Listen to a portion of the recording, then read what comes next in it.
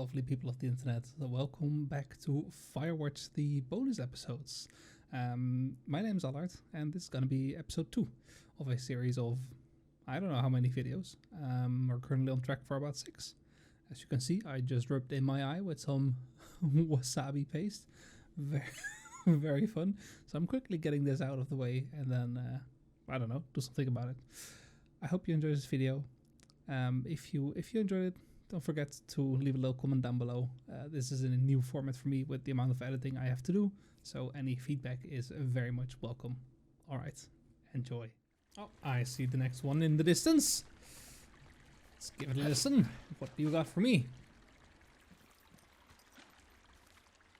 Building a continuous streaming world.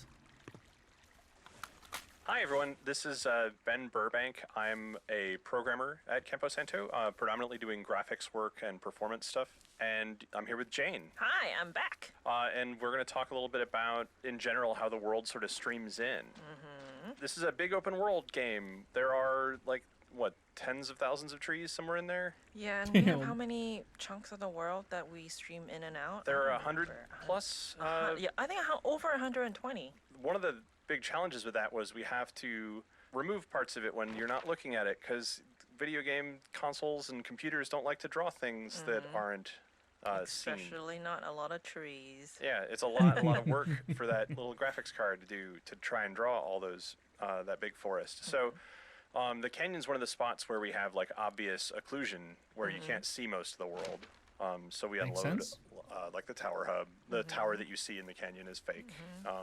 It's a small fake version. Yeah. Makes sense. Which is a common trick. Yeah, so it's like a very low cost version of what it would actually be there. One of the biggest challenges for Jane and people building the levels was figuring out line of sight. So how far can you see? Like if you have a point where you can see entirely across the map, we had to be very careful about what is actually loaded and what's actually drawing. Yeah, so even though the canyon is pretty much a straight corridor, we had to put in some kinks in there. So, you know, like right sort of in the middle, there's a little area where you have to go around a rock. This is so that we could make sure you won't be looking at the lake when we basically delete it out of the world. Yeah. The game also, you know, it's sort of non-linear. Like there's a linear story going on, but there's the ability for the player to just go backwards. So we also had to keep in mind like reverse line of sight and things like that, which is a little different than a traditional action game or something. Yeah, it's kind of like a little puzzle game almost to figure out when we stream in and out things. So hopefully you don't notice any of it, because if you do, that's actually us not doing a great job. You probably will notice it though sometimes. I'm sorry about that. You already see it in not in Firewatch, but in some games that are sometimes rushed, or sometimes it's just an oversight, or there are other reasons why the developers couldn't put in like proper you know, video game element streaming, you know, because big corporations want to rush the game out and get the money quickly instead of polishing it up and paying everybody, or the developers are forced to crunch time also. That is a weird shape up there. But yeah, sometimes if you play video games, you see like different elements pop in, like trees or buildings suddenly pop in, or suddenly turn into a higher resolution. And if done well, you don't notice it. But if done poorly, or if your computer is not great, then you will definitely notice it. But with Firewatch, I didn't notice it, and then you know they did a great job. If you don't notice it. Hey, I heard some thunder. Yeah, I've got eyes on a storm out to the north. Well, that's bad, right? Because of the lightning? It just means we'll be busy. Hurry home, and try not to get hit by lightning. Yeah, I'm not sure I got a lot of choice in getting struck down. Especially not with your electric personality. Ugh. I see my joke did not spark your sense of humor. Ugh. What, you're not enjoying our current conversation? Oh my God, lady. The arc of our budding friendship. How exactly are you in charge? Aw, Henry, that's a good one. You satisfied? Yes. Hell yeah. I don't think I got that piece of dialogue in the first playthrough, or I didn't notice it at least. All right, number 11, caves. They're complicated. Why? Hi, I'm Jane. We're back. And I'm Ollie. Let's talk about this cave, Ollie. Oh, let's not. This cave really gave us all quite a bit of headache, actually. I was actually kind of having a mini panic attack because one of the hardest things to light in games actually is any area that's sort of half indoor and half outdoor, and this cave is a pain in the butt to light. It is. Well, having we thought you'd be an old pro at this, having worked on a game called The Cave. But yeah, it caused a lot of problems in terms of the logic gating of the environment switches, because there was every time the time of day changes in the game, it then like sets that time of day. Because there's no doorway really. So the way the cave is lit, it actually just changes the time of day in the whole game. So like when you hit a trigger, if you could somehow magically transport yourself back outside the cave, you'd see like the sun spinning through the sky, the sky changing, and it was really hard to make that process invisible to the player and make it feel natural. Not to mention that when you're inside the cave, everything also has to look really dark. And we use a method called image-based lighting throughout the game. And that basically means that all the objects, like all the trees and rocks, just look out to the sky to see what their lighting should be. And so in the cave, we actually had to do sort of like a fake sky for anything inside that is just pure black. So the lighting inside would be appropriately dark. But still navigatable to a player without the flashlight. Exactly, and also to be able to have a smooth transition when you're going from the brightly lit outside to the really dark inside and coming back out again, and having all the appropriate logic for the time of day, like Ollie said, it was just a real pain in the butt. Oh, I can imagine. Cool little developer insight. I like how it's not just the philosophy of like how the game was designed. But also like actual applications, like for example talking about how the game works behind the scenes and how, for example, the cavern was lit. It's not for everybody, not everybody's interested in that, but if you love the game, I think it's just a cool little insights to learn more about how the game was constructed, and also by extent the people that made it. Very cool. Let's continue. I see another one up there. This is the encounter with the scary man? Yep. There's some guy out here. Some guy? Wait, he's looking at you? Is he doing anything else? Ned. I don't think so. Henry, there's something someone should have told you about this area. What is it? It's outside. Bum bum bum bum. The whole thing. And people come and go as they please. It's madness. Yeah, okay, I get it. Look, bumping into someone in the middle of nowhere is part of the fun. Well, this was Ned. You know, we now know who the guy was. Alright, tell me about it. I love the little details in Firewatch's branching dialogue. There are a lot of very subtle, hard-to-notice things that Sean put in while writing it that you really couldn't notice without multiple playthroughs, but they add up to this feeling that you're talking to real people who, just like real people, kind of echo back things you said earlier, who continue in jokes that have been established, et cetera, et cetera. And Very one of the cool. subtlest that I don't think I even noticed till I was rewiring the game midway through is the spooky figure who you meet towards the end of day one. Spooky figure. If the teens call you a creep, Henry calls the guy who's putting a flashlight in his face a creep. Right. He goes, "There's some guy out here creeping," or he says something like, "He's a creep out here." She's like, "A creep, Henry." He's like, Right. "Yeah, there's a guy who's spooking me out here. I don't like it." And I mean, I like doing stuff like that. I pay a lot of attention to the sort of infectiousness of language. Yeah.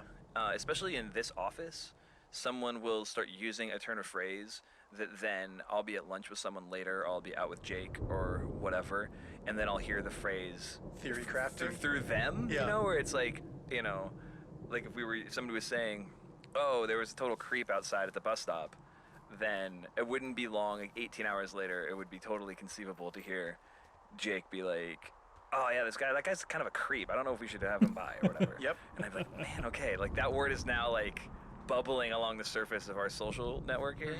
And people are like that. People are weird, sort of like passive, like non-participatory sponges sometimes. Yeah. And I just like putting that stuff in the writing. And you can do that in games in a way that you can't do that in True. other media. If you do that in like a book or something, it's so double underlined that it feels like you're making a big point as an author. But in a game, because it's player driven and it's passive, it just feels causal and the way the world works. Makes total sense. And really cool because okay. So at the start of this recording session, I already started to notice like that things were a little bit different, but I didn't know they were as different as I just learned basically. But I think that's really cool that they put so many different, just slight variations of voice lines and dialogue options in there.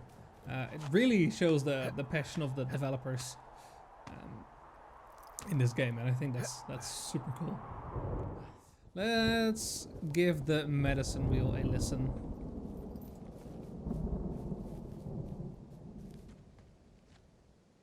Conceiving and designing the radio systems. Cool. The radio went on a real evolutionary journey. I don't know if you remember back at the very beginning when we all got together to make the game. We got together in December, like the first week of December, and we said, well, we're definitely going to take Christmas break, but what can we make in 2 weeks with this crew in Unity, an engine we've never used before? And we started starting with the radio mechanic, and I quickly wrote like a mystery about an FBI agent looking for a kidnapper in the woods, and then you had like a dispatcher who was like, go to this place and look for this. Oh, I think he left. And I think that's when we sort of proved out that looking at things and pointing at them the way you would like in a shooter, but then getting options to talk about them was the thing we were going to do. That's kind of where the radio mechanic is so different from most conversation systems in games, right? Because most game conversation systems like, oh, you're standing next to this guy, so you can talk to him now, and you will be able to talk about things that have recently happened to you. But since it's a radio, it's like you could be anywhere, anytime, talking about whatever you're looking at. So even as we started to like do that initial prototyping, we sort of realized like, oh, that's very interesting. Also, this is really complicated and very different from how most games do dialogue. Yeah, when you're standing in front of a character, you just sort of have the like very like binary rule of I am standing in front of a character in an adventure game, I can talk. I walk away, I can't. When you change that up and you can talk about things wherever because the proximity to that character is no longer relevant, you start to find really weird cases. Like, what do you do when you want to talk about an idea or a sound you just heard, a smell? So then we had to sort of like bring the radio mechanic into the realm of like the intangible. And I don't think that really came on until much later. Yeah, we got like, I think during that prototype, we got the very initial vestiges of it, but in that initial prototype, it was so simple where it's like, oh, if you're looking at this weird stone head, you can like push the one button to play this crappy audio top of "Oh hi Mark" from Tommy Wiseau's The Room, or you can push 2 to say "Oh hi Denny" instead. That was the darkest time of development for me. It was the most wonderful time because that movie gives me real physical illness. When we had mapped the radio mechanic to 2 lines from The Room, I was in a bad way about that. I enjoyed it greatly. I know you did. I know you did. Yes. Aww. I mean, the developers really seem to enjoy the process of creating the game. So that always makes a game better, in my opinion. Like, if everybody's just down with the project and enjoying the process and the creative process. That is really cool to, I don't know, to hear them banter like that. While I was gasping just now, I just noticed on the right-hand side of my map, I can see all the things I've potentially missed, and I've missed one in the intro. So I'm gonna go back for that in a second. Very interesting so far, the audio tour. I think it's very, very well implemented. They they could have done it in such a lazy way, and they chose to not. All right, what do you have to say for yourself? You seem to have updated. You're blinking. Forrest Byrnes. Hey, it's Ollie again. And Jake. Hey, Jake. So I feel that we're right now in close proximity to Forrest Byrnes. I think the idea for Byrnes came around when we realized that Smokey the Bear was not a public domain figure, and we realized, but also something that people associate really closely, the idea of a mascot with wilderness parks. Right. So what if That's we an created American something thing. far I'm worse sorry. than Yeah, what Smokey the Bear? What if we made something horrifying and strange? I mean, the original idea was that as the game kind of built up, you'd find these Forrest Byrnes posters that would get gradually more sinister and be this sort of like externalization of Henry's inner paranoia sort of creeping in. But That did not happen. we didn't do that. We just made a wacky character and stuck him in the game. I think there's one of the Forrest Byrnes posters survives in a couple places. Like yeah. Delilah's Tower at the end has the Forrest Byrnes can dig it poster.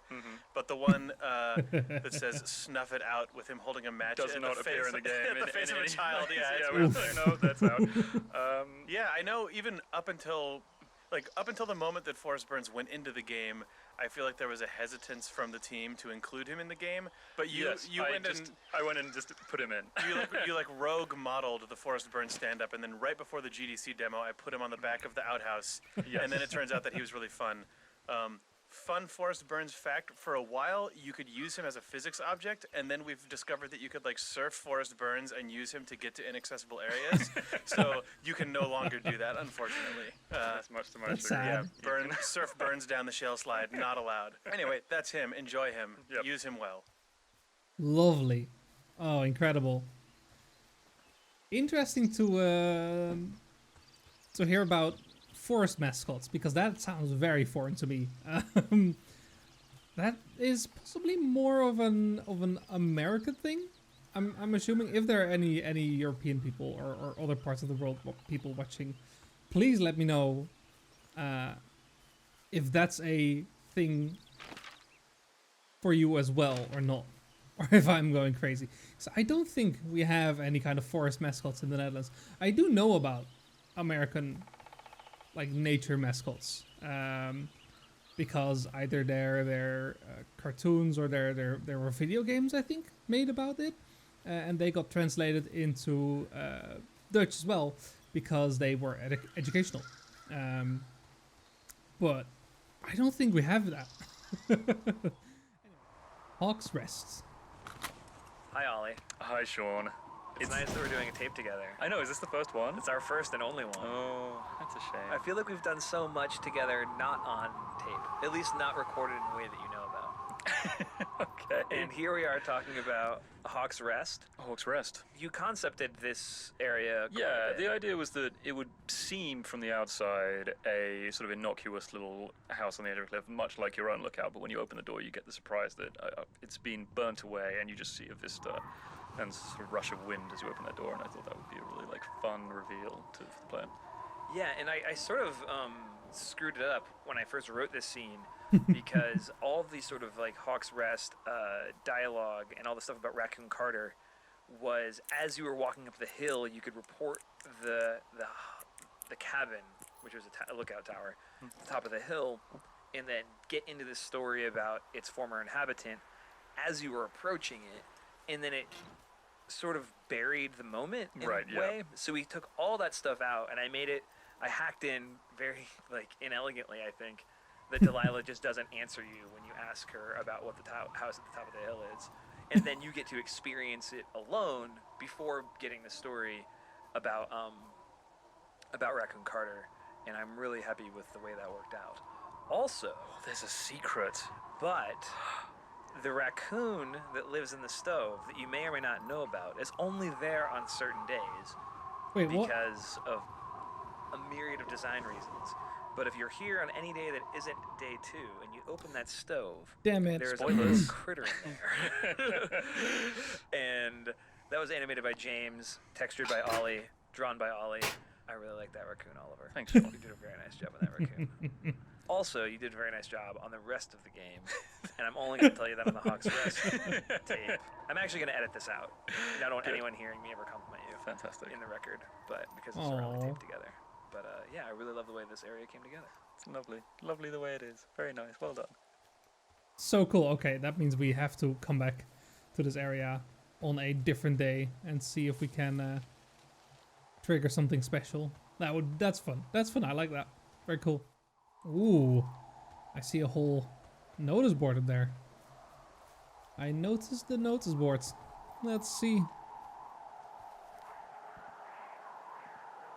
Marketing moments versus game moments. Huh. All right.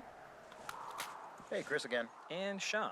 Hey, if you saw the second trailer for Firewatch, there's a moment that takes place here where Delilah points out that there's someone in Henry's tower. Henry points out that he's not there. Camera swings back to the tower, and it's a big dramatic ending. Of course, that moment happens in a completely different part of the map in the actual game and has totally unrelated to this moment that you're now experiencing. And this was a trailer that we had debuted with Sony at E3, so we knew we had a big audience and that a lot of people were going to see it. It's really, really challenging. I mean, you all know, because everyone goes to movies, what it's like to watch a trailer for a movie that you're excited about and maybe have already decided to see and then be shown too much stuff. Yeah. And every once in a while, a movie either has like the ability to or sort of the chutzpah to just show you a scene that hit the cutting room floor or an alternate version of something that gets you feeling the way you should feel and excited for the movie as presented, but doesn't spoil it for you. And I think I'm really happy that we ended up doing that. I think it's good. Like, you're not lying. It's not like we showed you a mechanic that you can't do or anything like that. I think that we basically had to find a way to accurately convey the type of tension and mood of the game without spoiling it. And so we basically ended up just writing those trailers to fit. I think it worked. Yeah. Very smart.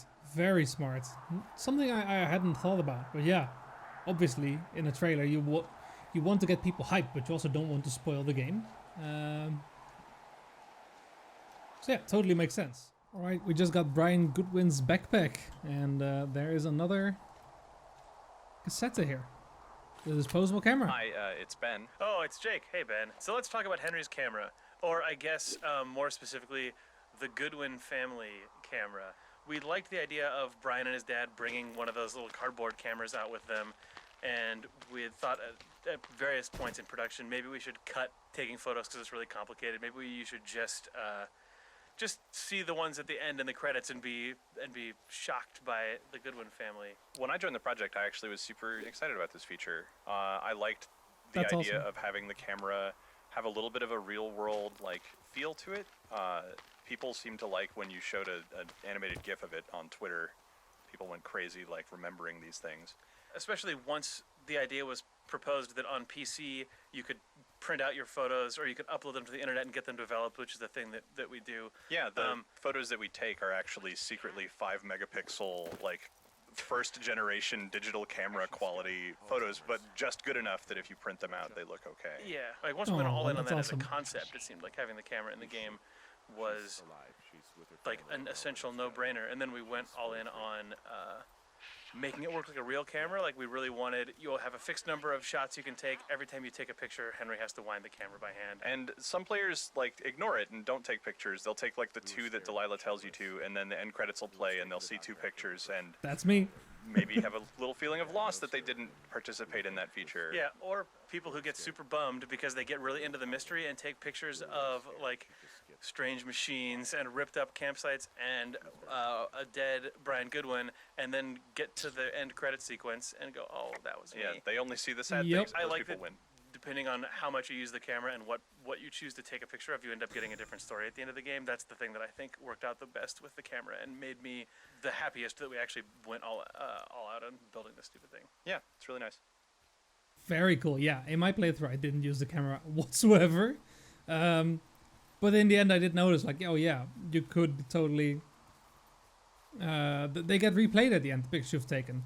And I actually read in the comments that you could send those pictures in and had them develop when the game came out. So that's a really cool feature, I think. Also, what's happening with this? Am I... Is Henry a moonwalker? Yep, let's go. What? I'm not doing that. I'm not touching my keyboard. Like, let me show you.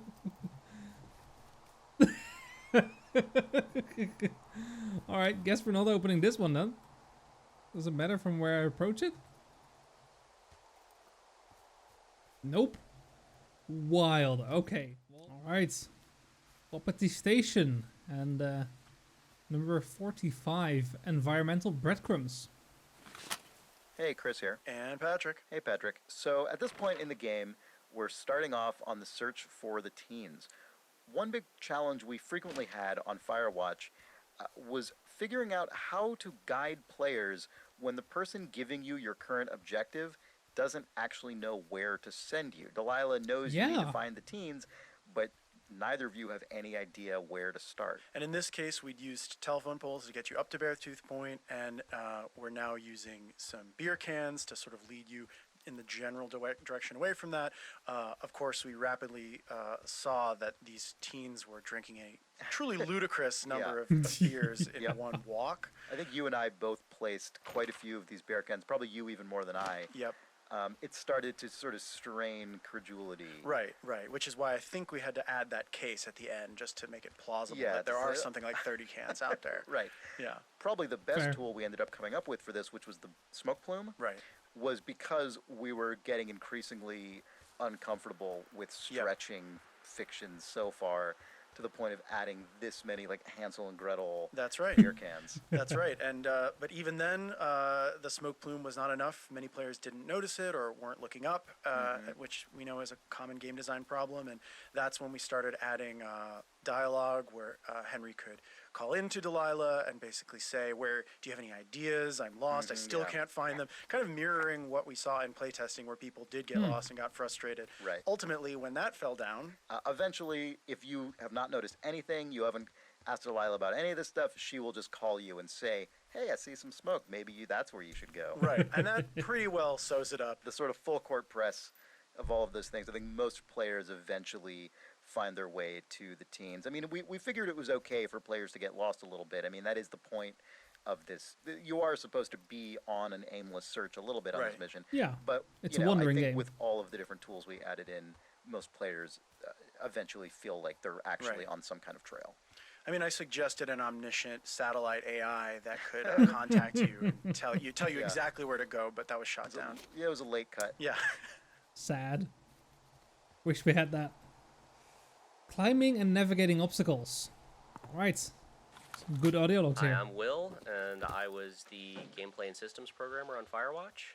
And I'm James, and I was the animator on Firewatch. And we're here to talk about climbing and mantling today. We had a bunch of stuff that essentially was more point-to-point interactive stuff, where you sort of like look to the rock you wanted to put your hand on and click on it, and you'd kind of do that. A lot of the platforming-y type stuff just got pared down because as you make the game, you realize what game you're making, and it's not really about being an athletic climbing person. It just kind of like made the game slower when you were trying to get to the next conversation. Mostly what the climbing stuff ended up being useful for in like game design terms was characterization. So some of the mantles do a decent job of getting across that Henry is kind of a lumbering, slightly heavier person, as we sort of like force you to watch Henry kind of slug over an edge rather than being a nimble, mirror's edgy person. We also use it a lot of times to break up sight lines so that you get a good vista as you come up over a mantle, like when you see the man with the flashlight for the first time, or kind of see the burned forest. In the cave, sometimes we use the camera animation on mantles to hide a sort of teleport to a different part of the cave, which was pretty useful actually, so that was quite good. The reason that it all got pared down is we didn't want you to ever fall off the cliff, didn't want you to back down them. Like, nobody ever wanted to climb back up those twice, so just making it simpler and simpler and simpler until eventually getting to you just hit the button and climb all the way up. One of the earliest conversations I had with Jake, he just sort of casually mentioned, and we're thinking that you can't die in this game, and which now seems like the most obvious design decision ever for Firewatch, but I'd only been making games before then where it's like, and then you have your character can die and you respawn and like traditional video game stuff, and the idea suddenly of like, how do you make content that still feels like I'm climbing over stuff and I'm doing things, but with absolutely no risk. And I remember at the very beginning being like, oh god, is that going to be a huge problem? Of course, now, if you ever saw Henry fall to his death in the game, it would be ludicrous and ruin. That would be wild. Absolutely. But Firewatch 2 is going to have lots and lots of falling to your death. Firewatch 2 confirmed? So I just walked on top of this part. Interesting. Oh, hey, this is Ben again, and I'm here with Paolo. Hello, I'm Paolo. I was the graphics programmer on Firewatch.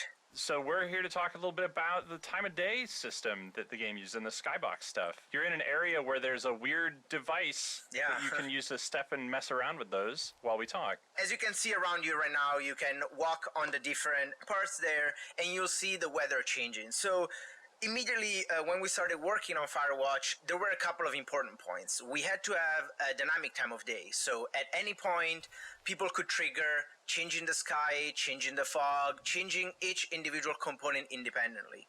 At the same time, this has all sorts of technical implications, but the most important are, okay, how do we represent all this information? Games have many ways of baking data, which means that you sort of gather the lighting information in a scene and then you save it into memory, which is usually a texture or other data structures, to then use it in real time. Now, the problem with that was that we had a lot of different permutations and we wanted them to change in real time.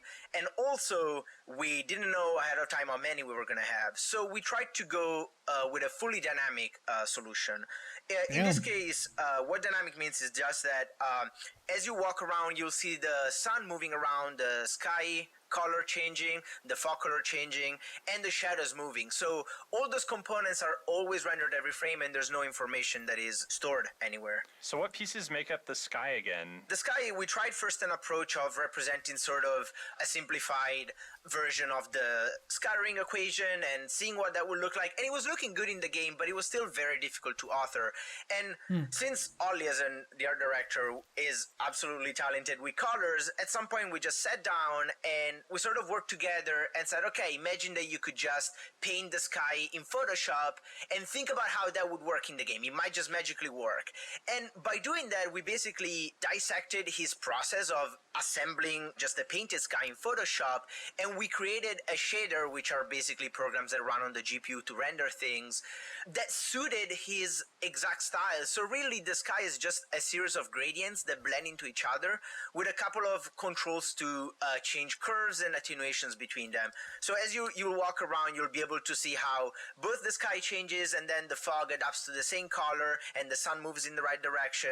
And then there were just a couple of numbers to make sure that like the brightness around the sun would be higher so that it would still sort of represent and give the feeling of what the sky and how the sky behaves. And this like gave Ollie the ability to test some things very quickly. Exactly. Having immediate feedback for filling a world that was as big as Firewatch, especially for the sort of limited team size that we had, was absolutely important. Like, we had to have a way so that artists would make something quickly, have an idea of what it would look in the game, and knowing that it was pretty close to what we were going to ship. Yep. Such a cool way to do it. Because it also saves you, well, in the end it saved them basically time and resources. The game is still adjusting. There you go. Okay, it's good now. What are you going to do when the fire season wraps? Thank you so much for watching this video. I genuinely hope you enjoyed it. Once again, this is a new video style for me with the amount of editing and the type of commentary and yeah, just something new. So if you enjoyed it, please leave a like, comment, subscribe. I'm not going to ask you to hit that notification bell because I think that's annoying as hell. But yeah, a little evening recording session, so that's why I'm talking a little bit slower and lower. Anyways, hope to see you in the next video. Bye.